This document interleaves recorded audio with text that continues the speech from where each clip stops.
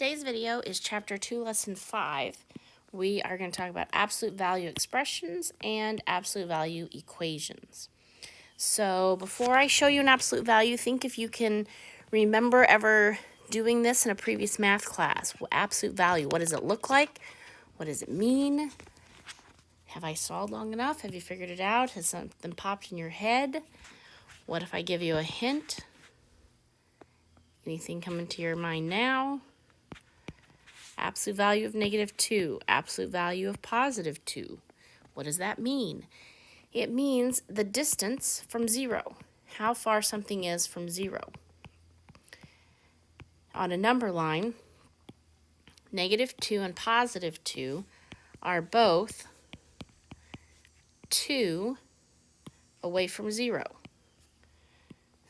This blue dot is 2 hops from 0. This blue dot is 2 hops from 0. Which means these both have an answer of +2. Really, all you're going to do is take the number inside and make it positive. Always positive. It's always positive because distance can't be negative. You can't say I ran -2 miles today. I walked -4 feet today. Can't say distance is ever negative. So distance is positive. So whatever number's in here, it's just always positive.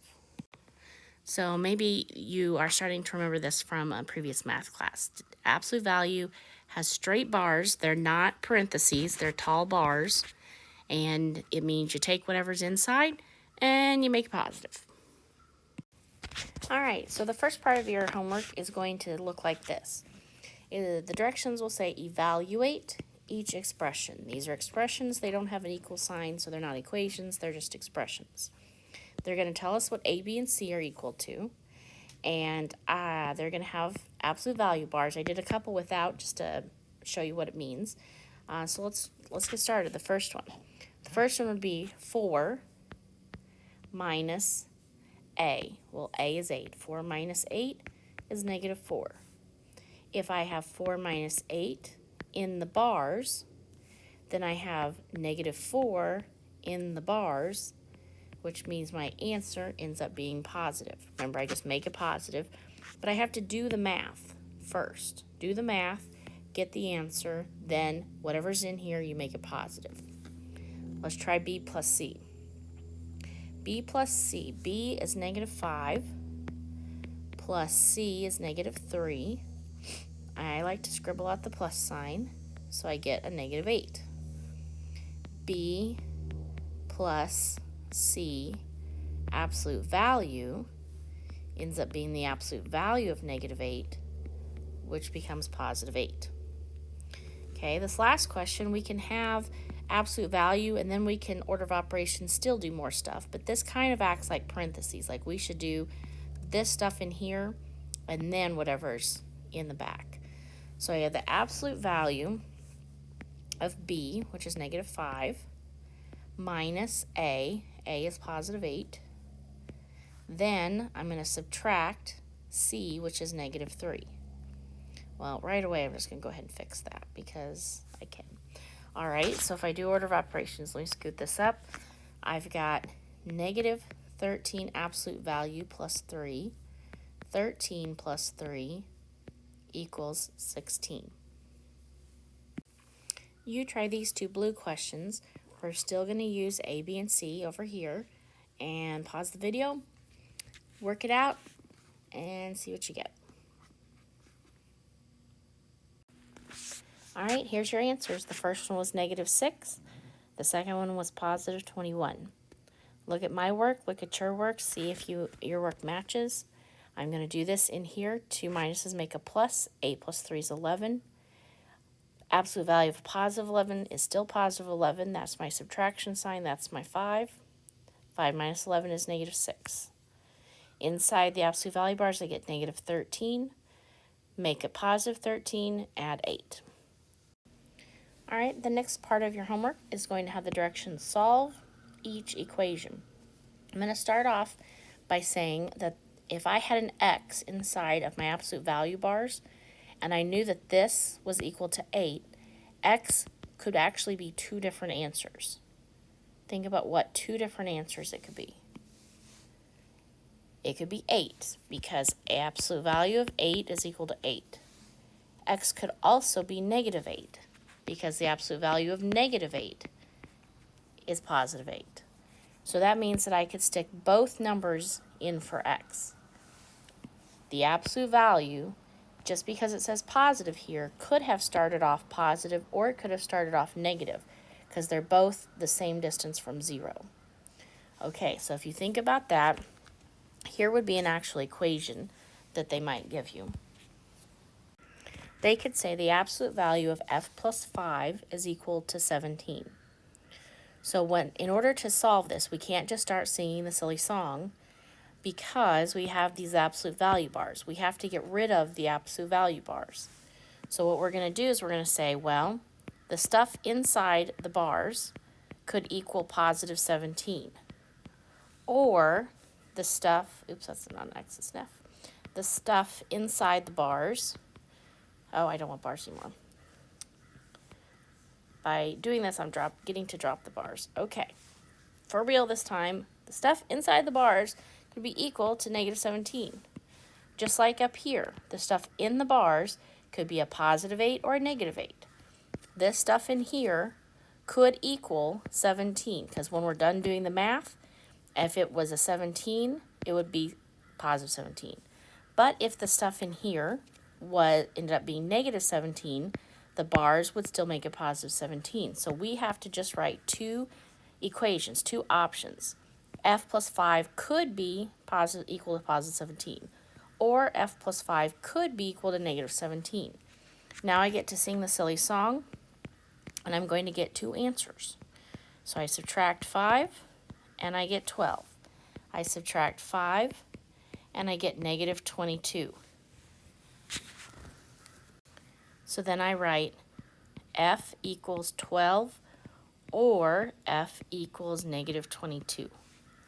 We have two different options. Both options work, so we have two answers. That's how it is. We have two answers. The other part of the directions the book will ask you on this question is to graph the solution set. So you're going to draw a number line, and we want a dot at 12 and a dot at negative 22. I'm fine if you just want to draw the two numbers, because that would be a lot of little lines between here and there. And then you put dots on 12 and 22, and that's called graphing your solution set. All right, you try this question. 3b plus 9 absolute value is equal to 15. Remember to make two options. One of them has the positive, one of them has the negative, and then sing the silly song until you find out B. Push pause, see what you get. Did you get B is equal to 2 or B is equal to negative 8? Did you graph your answer set, your solution set, on a number line, giving me a dot at 2 and a dot at negative 8? All right, what if you had this question? The absolute value of B minus 1 is equal to negative 4. Well, if I have absolute value bars, that means distance. Distance can never equal a negative number. So your answer would be no solution. There's no answer. It's impossible. You can't do it. You can't figure out any number that could stand for B that when you subtract it and you do the bars to it will end up negative. So you just don't do it. That's it. You just say, can't be done, no solution. No solution is the math term for impossible. All right, your last part of your homework is going to ask you to write the equation. Write the equation, and then they're going to give you the picture, the solution set. They're going to give you the graph. And so it is our job to figure out what goes here and what goes here. So the number that's going to go here is going to be the midpoint, the middle, the halfway, the number that's in between 14 and 24. Well, from 14 to 24, that's 1, 2, 3, 4, 5, 6, 7, 8, 9, 10 hops apart. 24 minus 14 is 10. 10 hops apart, so that must mean halfway is 19. 19 is the midpoint. So I'm going to write 19 here, and I'm always going to make it the opposite sign it really is. So this is a positive 19. I'm going to write a negative 19. Why? Because that's the way it works. If I put a plus sign, it doesn't work that way. So if we were at negative 19, if this happened to be a different picture and I was at negative, I would put plus 19. It's just the opposite sign of the midpoint. Why? Because it works. The number that's going to go right here is going to be our distance from the midpoint. The distance that each dot is away from that midpoint. So from 24 to 19, that's a distance of 5. From 14 to 19, that's a distance of 5. So I'm going to write 5. I'm not going to mess it up. I'm just going to exactly whatever it is, the distance from the midpoint, how far it is from the midpoint. Let's just double check that that is going to work. So I have x minus 19 is going to be equal to 5, and x minus 19 is going to be equal to negative 5, because remember I set it equal to both the positive and the negative. I drop the bars. The bars aren't there anymore when I make two equations out of it. Then sing the silly song, plus 19, cross out what's my answer, plus 19, cross out what's my answer. Yep, I really got 14 and 24. All right, now it's your turn to try this one. Remember what we did over here. I left it small so you could still see it. We want to find the middle dot. The middle dot goes inside the bars with the opposite sign. Then we want to find how far each dot is from the middle. That number goes out here. Push, pause, work it out. Actually work it out. Don't just push play and watch me work it out. You try it. And good luck.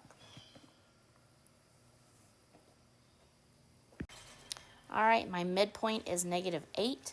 So I'm going to write x plus 8 because it's the opposite sign. So if it's negative 8, now it's positive 8. And that's going to equal 4 because each dot was 4 away from the midpoint. Here are your Google Classroom questions. What does absolute value mean? So just tell me in your own words, what do you think it means if you're going to describe it to someone who's never heard of absolute value? Evaluate this expression for x equals 3 and solve this equation. You don't have to graph the solution set, just solve the equation.